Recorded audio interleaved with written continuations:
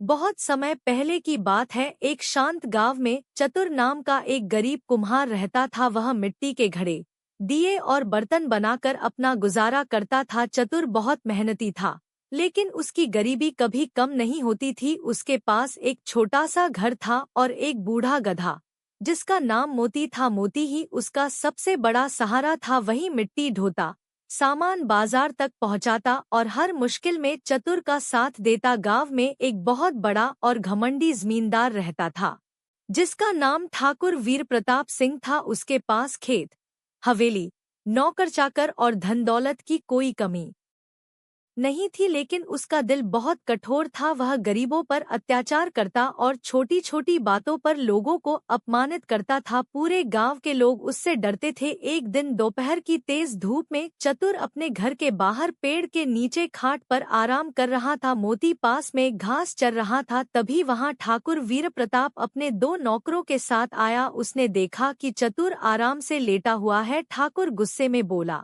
अरे ओ चतुर, तू यहाँ आराम कर रहा है और मेरे खेतों के लिए जो घड़े मैंने मंगवाए थे वे अभी तक तैयार नहीं हुए। चतुर घबराकर उठ बैठा और हाथ जोड़कर बोला, मालिक, बस थोड़ी सी मिट्टी कम पड़ गई थी, कल सुबह तक सारे घड़े तैयार हो जाएंगे। ठाकुर तमतमाकर बोला, अगर कल तक घड़े तैयार नहीं हुए तो याद रखना, तेरा घर और यह गधा दोनों मेरे हो जाएंगे।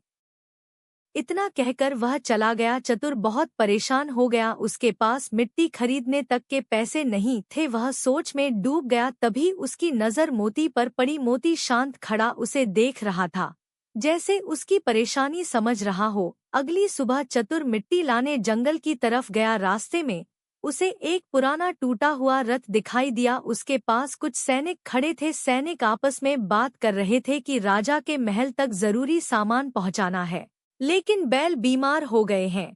चतुर यह सुनकर उनके पास गया और बोला, अगर आप चाहें तो मेरा गधा मोती यह सामान खींच सकता है। सैनिक पहले हंसे, लेकिन उनके पास दूसरा कोई उपाय नहीं था। उन्होंने मोती को रथ में जोत दिया। सबको लगा कि गधा यह भारी रथ नहीं खींच पाएगा, लेकिन मोती ने पूरी ताकत लगा दी और धीरे धीरे रथ आगे बढ़ाने लगा। सैनिक हैरान रह गए। महल पहुंचने पर सैनिकों ने चतुर को कुछ सोने के सिक्के दिए। चतुर बहुत खुश हुआ। उसने तुरंत मिट्टी खरीदी और रात भर मेहनत करके सारे घड़े तैयार कर दिए। अगले दिन ठाकुर वीर प्रताप घड़े देखने आया। उसने देखा कि सारे घड़े सुंदर और मजबूत बने हुए हैं, लेकिन उसे यह देखकर जलन हुई कि चतुर ने समय पर काम पूरा कर लिया। उसने मन ही मन सोचा कि किसी भी तरह इस गरीब को परेशान करना है। कुछ दिनों बाद गांव में खबर फैली कि राजा अपने राज्य के सबसे बुद्धिमान व्यक्ति की तलाश कर रहा है। जो भी सबसे अनोखी सलाह देगा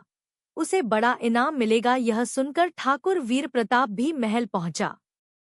वह सोचता था कि उसकी दौलत और रुतबे के आगे कोई टिक नहीं सकता। उसी समय चतुर भी मोती के साथ महल पहुंच गया।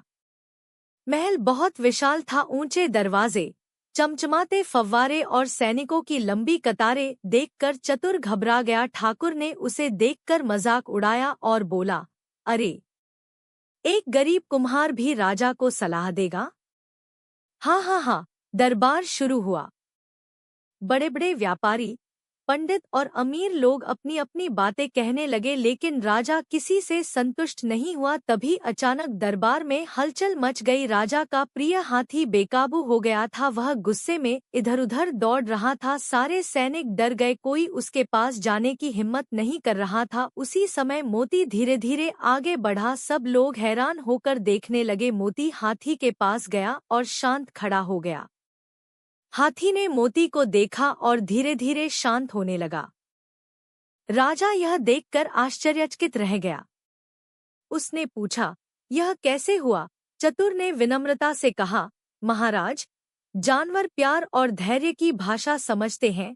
डर और गुस्से से नहीं, बल्कि शांति से हर समस्या हल हो सकती है। राजा बहुत प्रभावित हुआ। उसने चतुर से पूछा, तुम क्या करते हो? चतुर बोला, महाराज, मैं एक गरीब कुम्हार हूँ।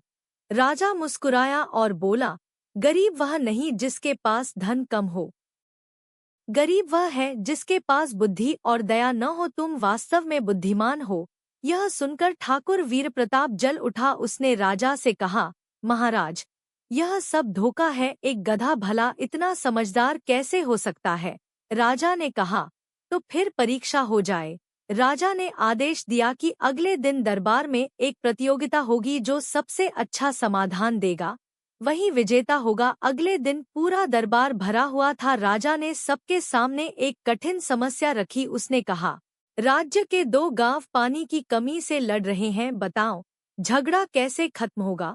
बड़े बड़े मंत्री लंबी लंबी बातें करने लगे। कोई सैनिक भेजने की सलाह देने लगा तो कोई जुर्माना लगाने की। फिर चतुर की बारी आई। उसने कुछ देर सोचा और बोला, महाराज, अगर दोनों गांव मिलकर एक बड़ा तालाब बनाएं और पानी बराबर बांटें तो झगड़ा हमेशा के लिए खत्म हो जाएगा। जब लोग साथ काम करते हैं तब दुश्मनी दोस्ती में बदल जाती है। पूरा दरबार तालियों से गूंज उठा। राजा बहुत खुश हुआ। उसने चतुर को राज्य का सलाहकार बना दिया। अब ठाकुर वीरप्रताप का घमंड टूटने लगा, लेकिन उसके मन में अभी भी जलन थी।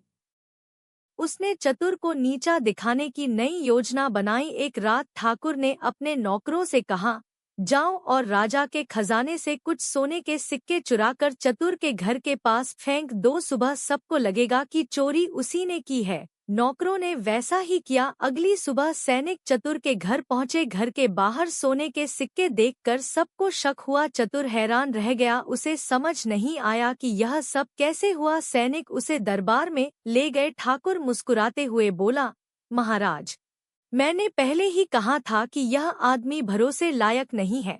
राजा दुखी हो गया। उसने चतुर से पूछा, सच बताओ, क्या तुमने चोरी की है। चतुर ने सिर झुकाकर कहा, महाराज, मैंने कोई चोरी नहीं की। तभी मोती जोर जोर से रेंकने लगा और दरबार से बाहर भागा। सब लोग उसके पीछे गए। मोती सीधे ठाकुर के गोदाम तक पहुंचा और वहां रुक गया। सैनिकों ने गोदाम की तलाशी ली तो अंदर राजा के खजाने के और भी सिक्के मिले। अब सच सामने आ चुका था। ठाकुर वीरप्रताप के चेहरे का रंग उड़ गया। राजा गुस्से में बोला, तुमने एक निर्दोष इंसान को फंसाने की कोशिश की। तुम्हें अपने घमंड की सजा मिलेगी। राजा ने ठाकुर की आधी संपत्ति गरीबों में बांट दी और उसे गांव वालों से माफी मांगने का आदेश दिया। ठाकुर शर्मिंदा होकर चतुर के सामने हाथ जोड़कर बोला, मुझे माफ कर दो। मैंने हमेशा तुम्हें कमजोर समझा।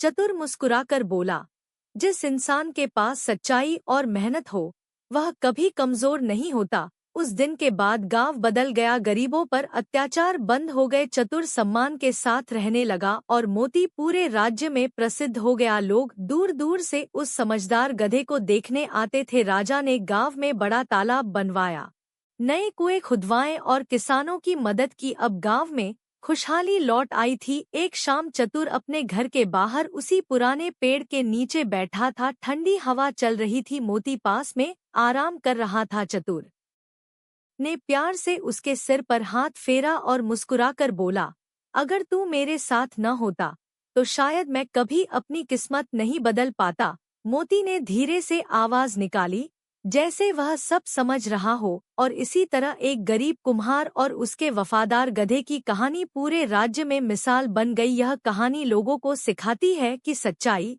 मेहनत और बुद्धिमानी से सबसे बड़े घमंड को भी हराया जा सकता है।